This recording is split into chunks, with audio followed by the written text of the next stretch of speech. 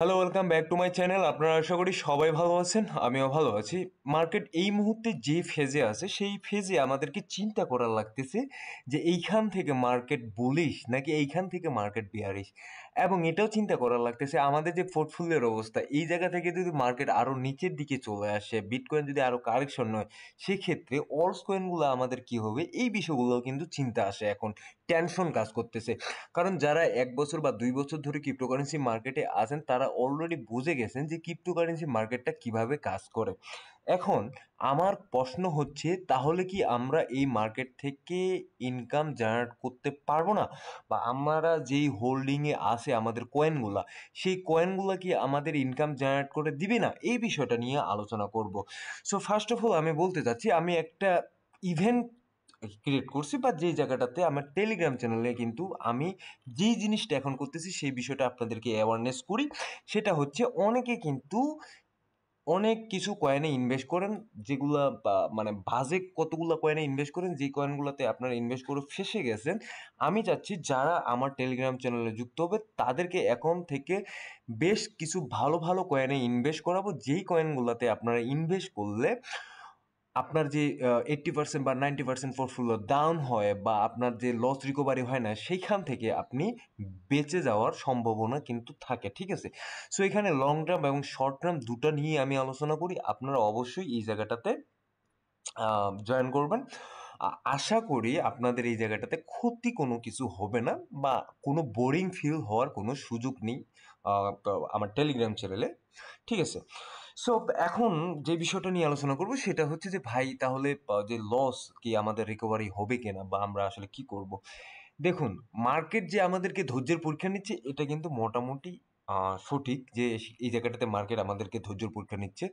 বারবার মার্কেট একটা জায়গায় যাওয়ার পর রেজিস্ট্যান্স নিয়ে আবার নিচের দিকে আসতেছে। বিশেষ করে অলস কয়েনগুলোর কথা যদি বলি, অলস কয়েন মোটামুটি একটা জায়গায় যাচ্ছে, আবার ব্রেকডাউন করে আবার নিচের দিকে চলে আসতেছে। এই যে একটা টেনশন ফিল কাজ করতেছে, এবং অনেক মানুষ আছে এই মুহূর্তে কিন্তু ক্রিপ্টোকারেন্সি মার্কেটের যে যে সিনারিওটা ডিমোটিভেট হয়ে গেছে, যে না এই জায়গাটাতে আর না, আর পারতেছি না, এখান থেকে আমাকে কোয়েট করা উচিত, এখান থেকে আমাকে বের হওয়া উচিত। আসলে জিনিসটা কি আমি বলতে চাচ্ছি এই জায়গাটাতে, যে মার্কেট আপনাকে এইরকম একটা ডিমোটিভেট জায়গায় ফেলবে, এটা স্বাভাবিক।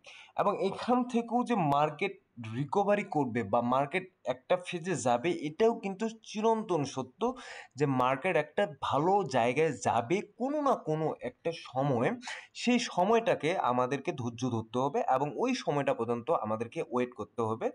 এখন জাস্ট আমি এই জায়গাটাতে যদি আমি একটা কথা বলি, যে মার্কেট, ক্রিপ্টো মার্কেট এই মুহূর্তে আমাদেরকে যে বিষয়টা করাচ্ছে সেটা হচ্ছে আমাদেরকে এই জায়গাটাতে হোপলেস করায় দিয়ে, বা আমাদেরকে এই জায়গাটাতে একটু নেগেটিভ করায় দিয়ে মার্কেট থেকে বের করে দিবে, বা মার্কেট থেকে আমরা আউট হয়ে যাব। এবং তারা যে আছে, বা হোয়েলস যারা আছে, বা যারা আছে, ইনস্টিটিউশন আছে, তারা কিন্তু মার্কেটে ওই জায়গাগুলোতে এন্ট্রি নিবে, মানে বটমের দিকে এন্ট্রি নিবে, তারা এই বটমের দিকে এন্ট্রি নিবে, এবং দেন মার্কেট তারা কিন্তু পাম্প করে দিবে। দেন আমরা কি করব, আমরা কিন্তু আবার এই জায়গাগুলোতে এন্ট্রি নেওয়ার চেষ্টা করব। ঠিক আছে? দেন কিন্তু মার্কেট আবার ডাম্প করতেছে। সো এখন কথা হচ্ছে যে, ভাই আসলে অনেকদিন ধরে হোল্ড করে আসি, এবং অনেক উপরের দিকে হোল্ড করে আসি, হ্যাঁ। সো এই জায়গা থেকে আসলে মুক্তির উপায়টা কি? দেখুন, যাদের কাছে ডলার আছে, যাদের কাছে ডলার আছে তারা তো অলরেডি এই জায়গাগুলোতে ডিসিএ করতেছেন। ডিসিএ করার কারণে কিন্তু তারা কিন্তু মোটামুটি অ্যাভারেজ যে কস্টটা আছে সেই অ্যাভারেজ কস্টটা যখন কমায় আনতেছে, তারপরে কি হচ্ছে, মার্কেট একটু হালকা পাম্প করলে 10% বা 15% পাম্প করলে তাদের কিন্তু একটা প্রফিট চলে আসতেছে। ঠিক আছে? অ্যাভারেজ যারা করতেছেন, কষ্ট করতেছেন আর ডিসিএ করার পর। ঠিক আছে? সো ডিসিএ মেথড তারাই ফলো করতে পারতেছে যাদের কাছে ডলার আছে। ঠিক আছে?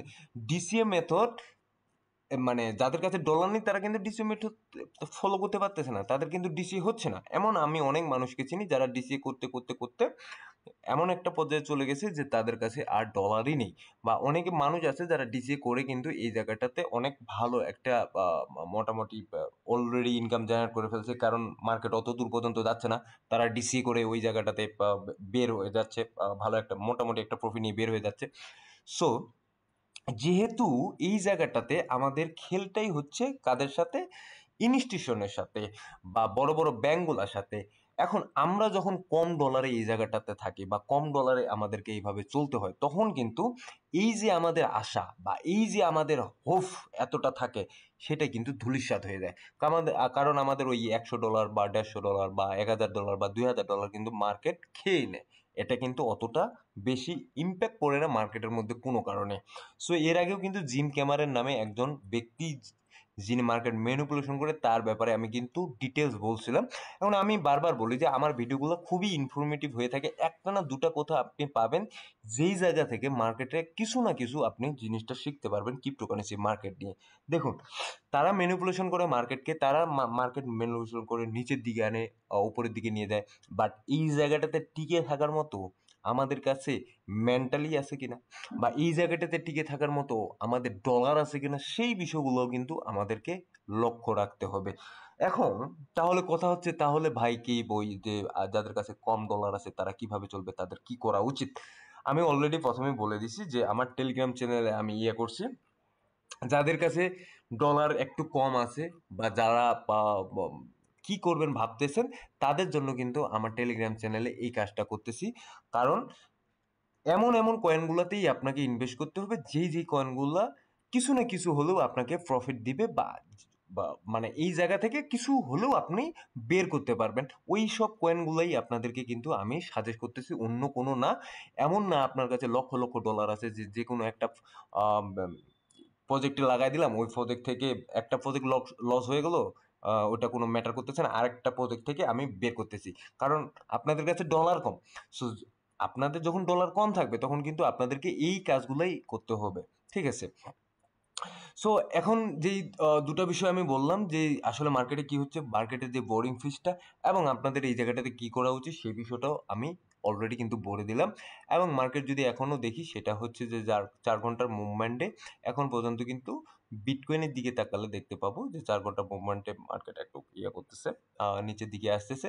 সো এখানে কিন্তু আমি অলরেডি গত কয়েকদিন আগে এখানে একটা সাপোর্ট জোন ক্রিয়েট করে ফেলছি। দেন এই সাপোর্ট জোন যদি মুভ করে বা এই সাপোর্ট জোন যদি ব্রেক করে, হ্যাঁ, এই সাপোর্ট জোনটা যদি ব্রেক করে, দেন কিন্তু মার্কেট এই যে জায়গাটা আছে এই জায়গাটার নিচেও চলে আসার পসিবিলিটি আছে, মানে $1 লক্ষ নিচের দিকেও চলে আসার সম্ভাবনা আছে।